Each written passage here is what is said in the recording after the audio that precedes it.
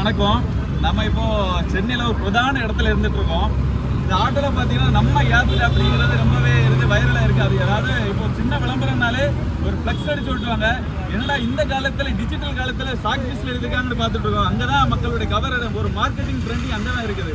டிஜிட்டலில் போகிற இடத்துல இங்கே சாக் பீஸ் வந்து எழுதிட்டு இருக்காங்க. ஸோ இதோட மார்க்கெட்டிங் ரொம்ப எழுதிட்டுருக்கோம். இந்த பகுதியில் சென்னையில் இப்போ எல்லா ஆட்டோலையும் பார்த்தீங்கன்னா இப்போ பேக்கில் இந்த மாதிரி எழுதியிருப்பாங்க. அதாவது நம்ம யாத்திரை ஆப் அப்படின்னு. அப்போது என்னன்னு இது விசாரிக்கும் போது இப்போ ஆன்லைனில் நிறைய பேர் ஓட்டிகிட்டு இருக்காங்க. ஊபர் எல்லாம் ஓட்டிட்டு இருக்காங்க. ஸோ அதில் கமிஷன் பேசிக்கில் அதிகமான அமௌண்ட்டு ஆட்டோ கம்பெனிக்கு போகுது. ஆட்டோ டிரைவரில் ரொம்பவே கஷ்டப்படுறாங்க அப்படிங்கிற ஒரு நிலவரம் வச்சு ஸோ இப்போ அவங்க சங்கங்கள் எல்லாமே ஒன்றிணைந்து புதுசாக ஒரு நடைமுறை கொண்டு வந்திருக்காங்க. ஒரு சாஃப்ட்வேர் கம்பெனியோட இணைந்து அது கொண்டு வந்திருக்காங்க. அந்த சாஃப்ட்வேர் கம்பெனியுடைய நிர்வாகி நம்மளுடைய இருக்காங்க. அவங்ககிட்ட நம்ம சில கேள்விகளை கேட்கலாம். இது எதனால் உங்களுக்கு என்ன தோணுச்சு, எதனால் கொண்டு வரலாம்?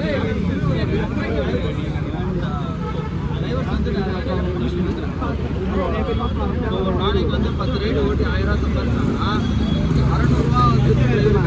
300 ரூபா வந்து 30 ரூபா 600 ரூபா தான் கிடைக்கும். ஸோ அந்த 600 ரூபா ஏன் அந்த 300 ரூபா ஒரு தண்ணி மாதிரி ஒரு எலக்ட்ரிசிட்டி மாதிரி ஏன் ரேட்டு அது ஒரு ஆப் இருக்கக்கூடாது.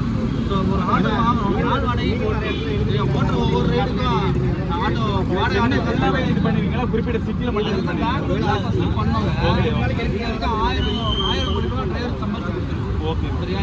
நாங்கள் சென்னையில் இம்ப்ளிமெண்ட் பண்ணோம். சென்னையில் வந்துட்டு இன்னைக்கு 10,000 ரைடு போயிருக்கு.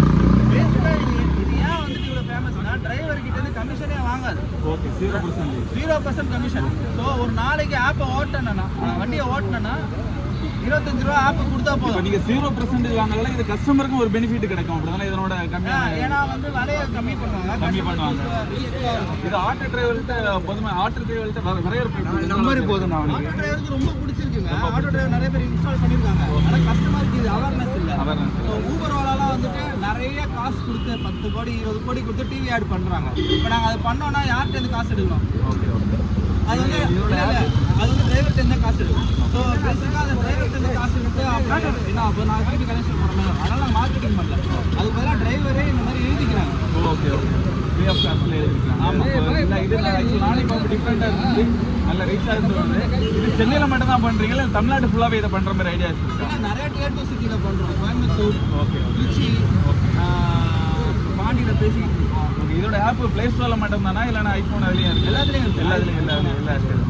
ஓகே, அவங்க இப்போ நம்ம கார்பரேட் இப்போ பெரிய நிறுவனம் இருக்காங்க, அதே யூஸ் பண்ணுற மாதிரி ஈஸி எளிதாக இருக்குமா இல்லை இதில் ஏதாவது இருக்குது? ஊபரோட ஈஸியாக இருக்கும். ஊபரோட ஈஸியாக இருக்கும், பொதுமக்கள் பிடிச்ச மாதிரியே இருக்கும்.